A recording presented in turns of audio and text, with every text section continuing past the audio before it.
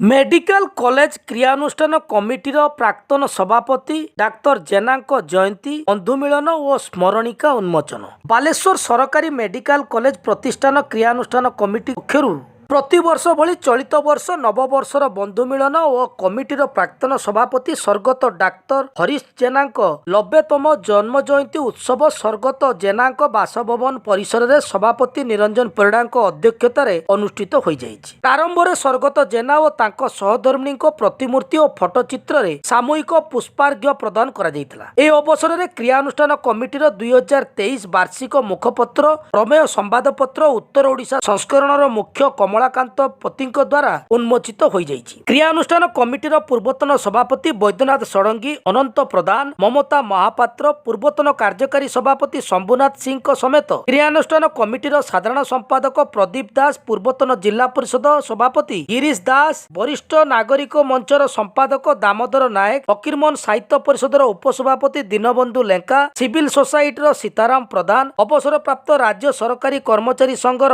सतीन्द्र दास, महिला सामुख्य पक्षरु सरस्वती पंडा, मिनती राय, प्रतिमा पंडा समेत बहु कर्मकर्ता उपस्थित रही स्वर्गत जेनाଙ୍କ बहुमुखी प्रतिभा और जनकल्याणकारी कार्य संपर्क में स्मृतिचारण करथिले। बालेश्वरवासी को उन्नत सेवा प्रदान नहीं बहुविध समस्या और यार समाधान नहीं आलोचना करा जाइतिला। कमिटीर जनसंपर्क संपादक गौरांग पाणिग्राही उपस्थित मानकु नवा वर्षर शुभेच्छा अभिनंदन जणाइथिले और डॉक्टर खितेश्वर दास वेदपाठ करथिबा बेले कुमुद रंजन गिरी समस्तंकु धन्यवाद अर्पण करथिले।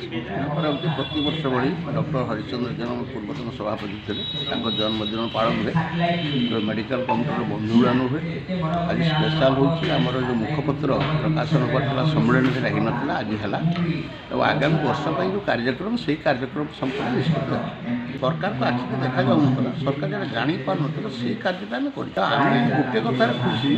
कि आम आंदोलन फल समग्र भारत वर्ष सिनेर बदली ओडिशा बहुत कॉलेज है सबू जिलार कॉलेज हम से बालेश्वर श्रेय नब तो बालेश्वर सेकेंड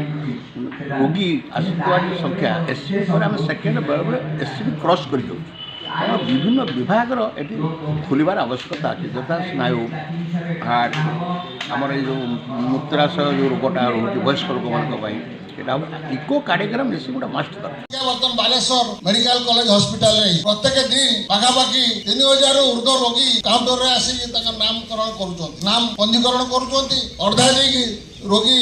एडमिट होती किसी बाहर को जाऊँच स्थानाभाव रही डाक्तर माने सठिक भाव में रोगी सेवा करूना सेविका एवं अन्य जो सहायक माने रही से परस्पर भितर बुझामणार अभाव रोचे। दैत्य शासन चली आमर बालेश्वर मेडिकल कॉलेज हॉस्पिटल दैत्य शासन चली।